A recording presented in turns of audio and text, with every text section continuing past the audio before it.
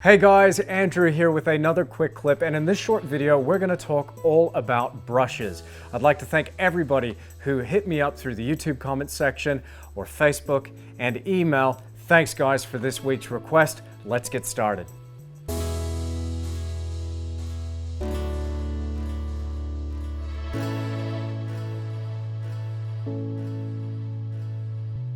Now guys, as you can see, I've got a heck of a lot of brushes here. I don't use just one brand of brushes. I use a whole variety of different makes, different types of fibers, and different brands.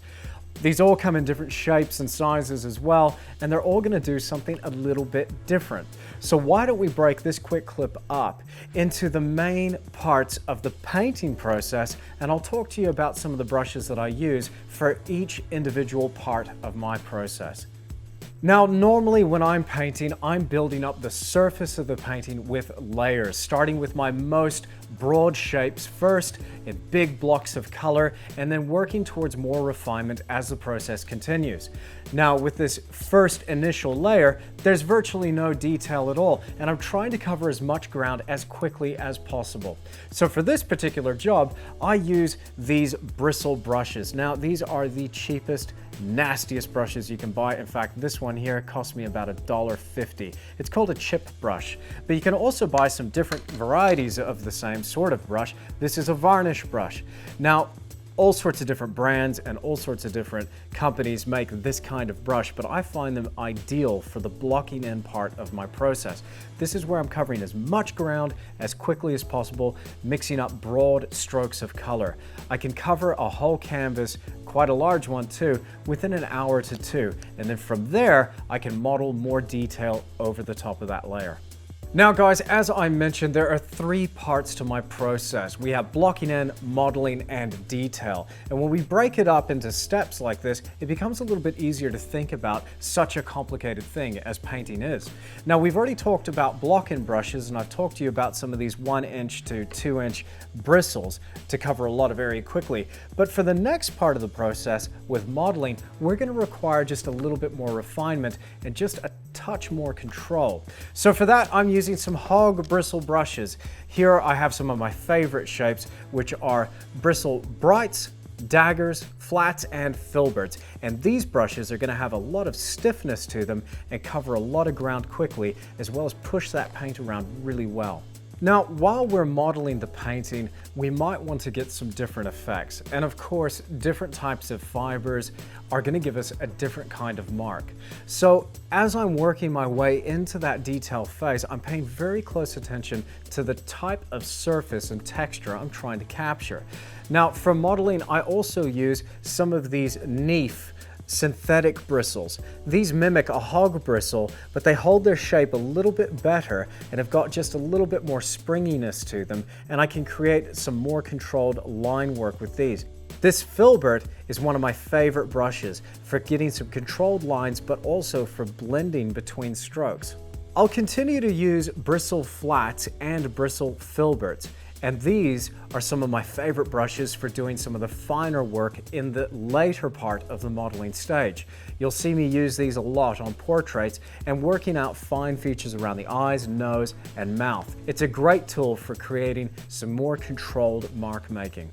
Now, when you're painting, make sure if you're using synthetics that you're paying attention to the type of fiber that is, because some of the chemicals and solvents that are in oil paints and mediums can actually deteriorate the brush if it's not designed for that particular job. I have these Taclon or nylon brushes that I use quite a bit for oil painting, and they handle the solvents and chemicals really, really well. This one's quite an old brush. It's about 2.5 years old, and it's still going strong. Now, this is one of my favorite synthetic brushes because it's going to give me a lot of control with line making, getting me prepared for that detailed process. Now, I've had a lot of people asking me about the Dagger brushes that I've used, and you would have noticed from the Great Art Adventure, as well as many of my quick clips, that I use this brush a lot. In fact, I feature them quite heavily in my latest portrait painting tutorial. Now we have a few different types of fibers that are available to us with this particular brush shape, and here I've got two. I've got a bristle dagger as well as an ivory dagger. This particular dagger brush is made by Rosemary and Co and is absolutely beautiful. In fact, I can't speak highly enough about this particular brush. This brush here is well over 2 years old.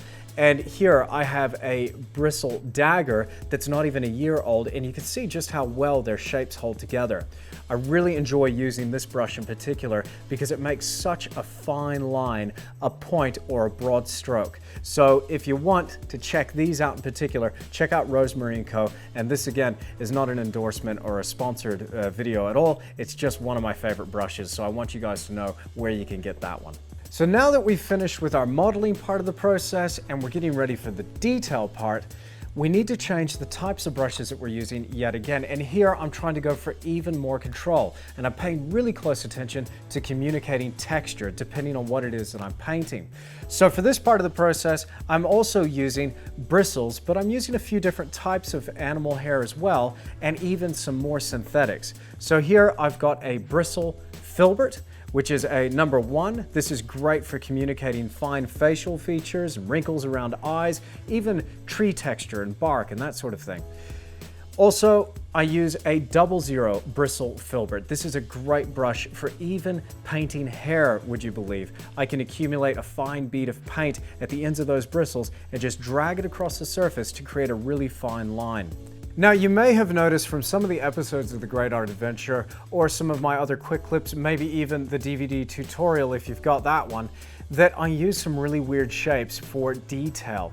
This is where, again, I'm paying very close attention to the individual shapes and textures and the types of marks that I'm making to really communicate the three-dimensional form of the subject. So in order to get these different shapes, I'm actually being very mean to my brushes indeed, and I'm trimming them. So you can see here, here's an example. I've got the Neef synthetic round and one that is exactly the same type of brush, although I've trimmed it slightly, only exposing a few hairs. Now, where would I possibly need to use this? Well, you would have noticed from episode 6 of The Great Art Adventure that I actually use this for painting grass, even creating the fine sparkles on the surface of water. Now, that's not the only type of brush I trim. I also enjoy being mean to these bristle fan brushes. Now, these ones here are great for painting not only hair, but grass as well, even giving me some really nice leaf textures in trees.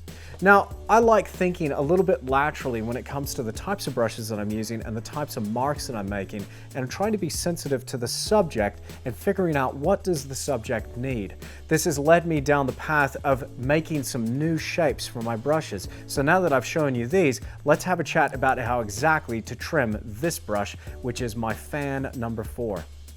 So you see here, I've got a brand new fan brush, and I'm going to trim this brush to make it a little bit more handy for painting things like grass and leaves, maybe even human hair, or maybe some facial hair.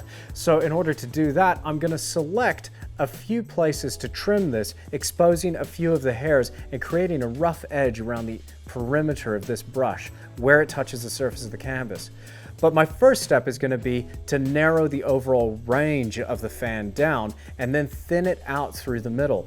As I do that, I then select out a few of these little fibers with a very small pair of scissors. Here I'm using a pocket knife pair of scissors to do this job because precision here is key.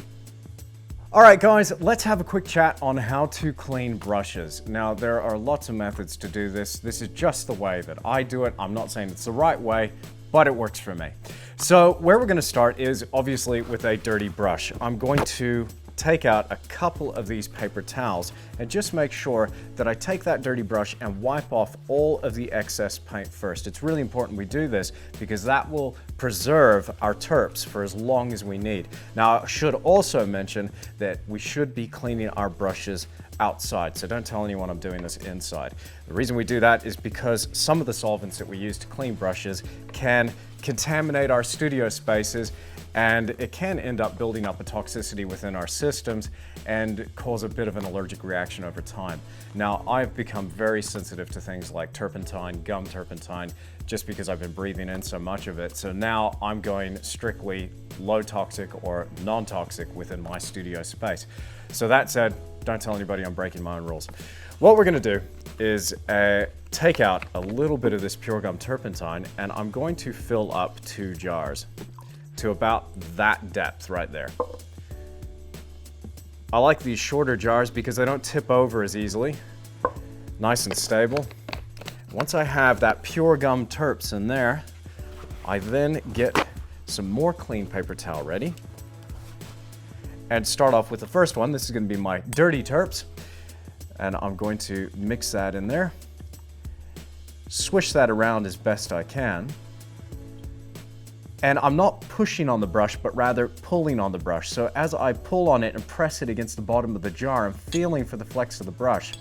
As the bristles splay outwards, the paint literally falls out of that brush, and then I wipe it against the edge of the jar and rub it against that paper towel, just squeezing on the brush, but again, not pulling it. I'm trying to be as careful as I can with that brush, and you can see there that it's got a little bit of paint still coming off the brush. Now this is where the next jar of terps comes in, and I got a clean wash now.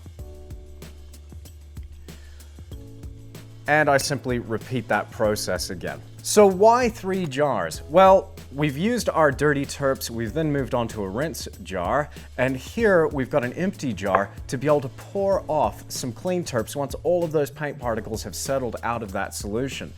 As I skim that off the surface, what this means is I continually recycle the same amount of terps and I don't have to use as much solvent. It's a really clean and cost-effective way of cleaning our brushes. So here's an older jar of turpentine, and you can see in here that all of the paint has settled to the bottom, and I can simply just pour off the top of that jar. So what I'm gonna do is I'm gonna just pour off the surface of this into that jar, and just as soon as the excess paint starts to come into this new clean jar, I just stop pouring at that point because I don't want to pour the whole amount in there, just the bit that's on top. And now I've got some perfectly good terps to continue to clean my brushes in. So what I'll do is after I'm done with this whole process, I'll set aside my cleanest jar of terps, I'll pour this dirty stuff back into the original jar, let it all settle out, and repeat the process. All right guys, what if we're gonna be away from the easel for a couple of weeks and we're not gonna have a chance to go back to painting? We don't want our brushes to go hard as they can do. If we don't do a good job cleaning them with the turpentine, they can still go a little bit stiff. How do we condition and preserve our brushes for future painting sessions? Let me show you how to do that. You're gonna be looking for an oil or wax brush cleaner or conditioner. Now this stuff has got all sorts of oils and waxes in it that will soften our bristles. It works great even on synthetic brushes.